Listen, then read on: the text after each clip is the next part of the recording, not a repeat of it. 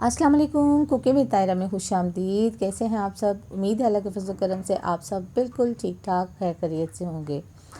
आज कोई डिश बनने नहीं जा रही, बल्कि जिससे बहुत सी डिशें बनती हैं, आज वो चीज़ बनने जा रही है। मैं बनाने जा रही हूँ ग्रेवी की परफेक्ट ग्रेवी जो है वो कैसे बनाते हैं, और उससे आप फिर जौन सा भी सालन बनाना चाहें, आप चिकन बनाएं, आप मटन बनाएं, कोई सब्ज़ी या दाल बनाएं, जो भी बनाएं वो परफेक्ट बने। बिल्कुल ऑथेंटिक रेसिपी जो है वो आज आपको दूंगी। रेस्टोरेंट स्टाइल ग्रेवी कैसे बनाते हैं, और ये इसको बनाने के लिए किन किन चीज़ों की ज़रूरत है, और फिर ये भी आपको बताऊंगी कि इसको आप सेव कैसे कर सकते हैं और किस तरह इसको लंबे अरसे के लिए इस्तेमाल कर सकते हैं। तो आइए फिर जल्दी से स्टार्ट करते हैं और बनाते हैं ग्रेवी। देखिए, यहाँ पे मैंने 3 अदद प्याज लिए थे जो बड़े साइज़ के थे। इसको मैंने फ़ाइन सा चॉप कर लिया है।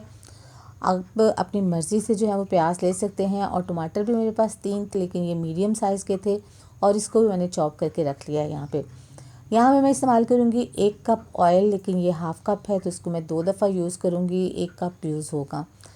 4 से 5 यहाँ पे सब्ज़ मिर्चें मैंने दी हैं, और 1 टीस्पून लिया है लहसुन, और 1 टीस्पून लिया है अदरक का पेस्ट। इसके अलावा जो चीज़ें हमें चाहिए वो कुछ यूँ हैं। यहाँ पे मैं कुछ गरम मसाला इस्तेमाल करूँगी। लौंग जाएंगे 5 अदद, बड़ी इलायची 2 जाएंगी इसमें, और यहाँ पे मेरे पास काली मिर्च है तकरीबन 10 से 15 है। यहाँ पे ज़ीरा मैं यूज़ करूँगी हाफ़ टी स्पून, और 1 टुकड़ा लिया है यहाँ पे मैंने दालचीनी का, और 1 मैंने लिया है तेज़पत्ता। ये इस फ्लेवर के लिए है। और मसालों में जो चीज़ें इस्तेमाल होंगी, हल्दी होगी हाफ़ टी स्पून इस्तेमाल, सुरख मिर्च का पाउडर जाएगा 2 टीस्पून, नमक जाएगा 1 टीस्पून, यहाँ पे जायका। यहाँ पे पिसा हुआ धनिया लेंगे 1.5 टीस्पून, कश्मीरी लाल मिर्च लेंगे हाफ़ टी स्पून, सिर्फ कलर के लिए है, और भुना हुआ कुटा हुआ ज़ीरा हम इस्तेमाल करेंगे 1 टीस्पून। तो आइए अब स्टार्ट करते हैं इसको बनाना। बिस्मिल्लाहिर्रहमानिर्रहीम। कढ़ाई को चूल्हे पे चढ़ा दिया है। इसमें पहले हाफ़ कप ऑयल डालते हैं और हाफ़ कप दोबारा डाल देते हैं। ऑयल जैसे ही थोड़ा सा गर्म हो जाता है तो इसके अंदर हम गरम मसाला डाल देंगे। ऑयल के अंदर सबसे पहले गरम मसाला इसलिए डालते हैं कि ऑयल के अंदर इसकी खुशबू आ जाती है, इसका फ्लेवर आ जाता है, और फिर इसके अंदर आप जो भी चीज़ बनाते हैं वो बहुत ही फ्लेवरफुल बनती है। आपने मसाले को बहुत ज़्यादा जो है वो नहीं फ्राई करना, क्योंकि ज़्यादा फ्राई करेंगे तो फिर इसमें करवाहट आ जाती है। बस आपने थोड़ा सा इसको फ्राई करना है। जैसे ही कड़कड़ाने लगे तो प्याज डाल दें। तो देखें ये कड़कड़ाने लग गया है। अब वो टाइम आ गया कि इसके अंदर हम प्याज को शामिल कर देते हैं। तो चलिए जी, बिस्मिल्लाहिर्रहमानिर्रहीम। इसके अंदर प्याज डाल देते हैं। अच्छा, क्योंकि मैं ग्रेवी बना रही हूँ ज़्यादा, तो इस वजह से मैंने यहाँ पे 3 बड़े साइज़ के प्याज लिए हैं। अगर आप अपने हिसाब से एक प्याज के बनाना चाहते हैं तो उस हिसाब से फिर आप 1 टमाटर ले लें, और इस हिसाब से तमाम चीज़ें जो हैं वो क्वांटिटी में कम करते जाएं। तो यहाँ पे देखें, ये ग्रेवी मैं इसलिए बना रही हूँ कि हमारे बहुत से जो हैं वो हमारी यंग गर्ल्स जो हैं, या घर में जो ख़वातीन हैं वो बहुत बिज़ी रहती हैं या जॉब करती हैं, उनके पास काम नहीं होता। तो एक दफ़ा अगर वो ग्रेवी बना के रख लें तो फिर उसको आप यूज़ कर सकते हैं, और मैं आपको बताऊंगी भी आप सेव कैसे कर सकते हैं और उसको किस तरह इस्तेमाल कर सकते हैं। तो ये बहुत ज़रूरी होता है कि अगर आपकी चीज़ बनी हुई है, आप फटाफट आपने सब्ज़ी डालनी है, सब्ज़ी डाल लें, गोश्त डालना है, गोश्त डालें, और फटाफट जो है वो उसको बना लें। वरना आपको पता है ये चीज़ें रेडी करने में कितना टाइम लग जाता है। प्याज बनाएं, टमाटर सब कुछ करें, तो उसके लिए काफ़ी टाइम लग जाता है। तो देखिए, आहिस्ता आहिस्ता प्याज हमारे सौटे होने शुरू हो गए हैं, और आहिस्ता आहिस्ता इनका कलर भी थोड़ा थोड़ा सा चेंज होना शुरू हो गया है। हमें इसे बहुत ज़्यादा जो है वो डार्क नहीं करना, ना ही बहुत ज़्यादा जो है वो इसको गोल्डन कलर देना है। बस जैसे ही हल्का सा ये पिंक होने लगेगा तो बस फिर वहीं तक हमने इसको रखना है, उससे ज़्यादा नहीं करना। तो देखिए जी, माशाल्लाह से प्याज जो हैं वो देखें हल्के हल्के से ये पिंक होने शुरू हो गए हैं। इससे ज़्यादा अब इसको नहीं करेंगे, और इसमें शामिल करेंगे हम लहसुन अदरक का पेस्ट। ये देखिए प्याज हमारे हो गए हैं। ये देखिए, अब इसके अंदर हम लहसुन अदरक का पेस्ट शामिल कर देते हैं। बिस्मिल्लाहिर्रहमानिर्रहीम। और इसको भी साथ ही फ्राई कर लेंगे। आप देख रहे हैं कि फ्लेम यहाँ पे मैंने हाई रखी हुई है, अभी फ्लेम लो नहीं की है, क्योंकि हाई फ्लेम पे ऊपर ही इसको मुझे फ्राई करना है। फ्लेम लो करेंगे तो प्याज जो है वो काफ़ी सारा पानी जो है वो छोड़ देते हैं, और आपका जो काम जल्दी होना होता है वो देर से होता है। तो इसके लिए हमें ज़रूरी है कि फ़्लेम अभी हाई रखें।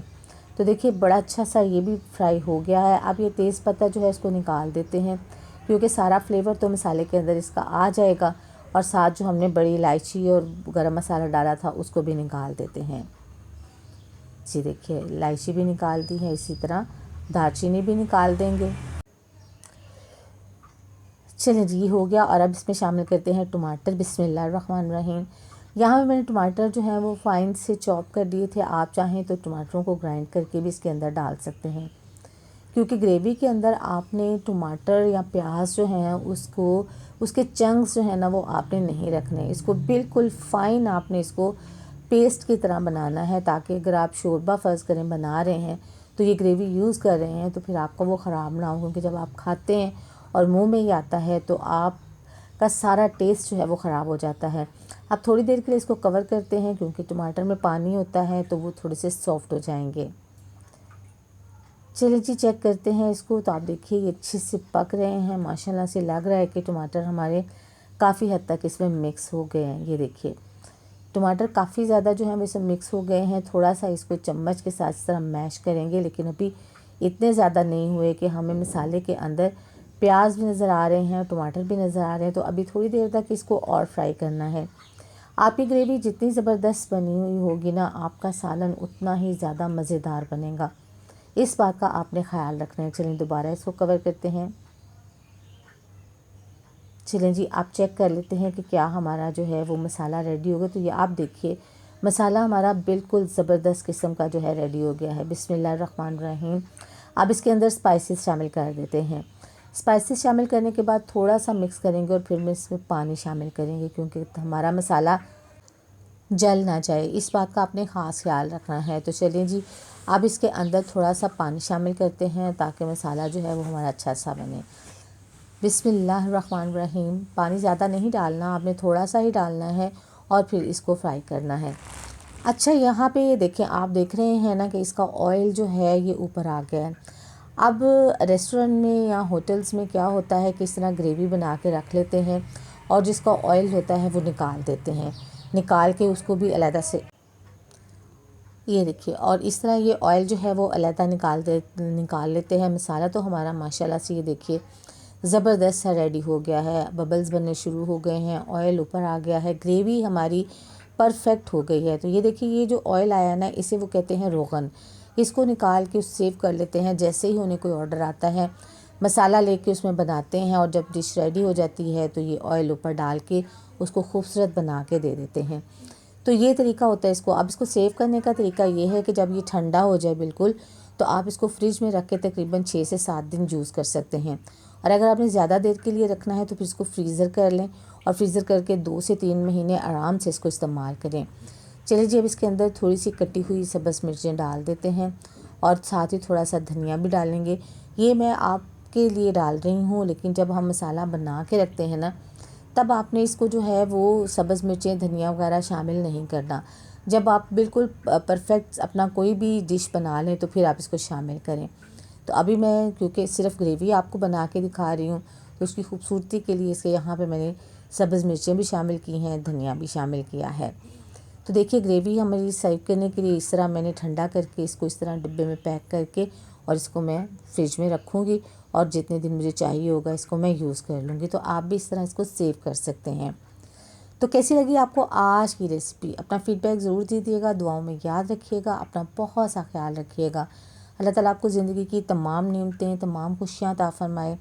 आपकी ज़िंदगी में कोई दुख, कोई गम, कोई परेशानी कभी भी ना आए। आमीन सुम्मा आमीन। नेक्स्ट वीडियो तक के लिए ताहिरा को इजाज़त दीजिए। अल्लाह हाफिज़।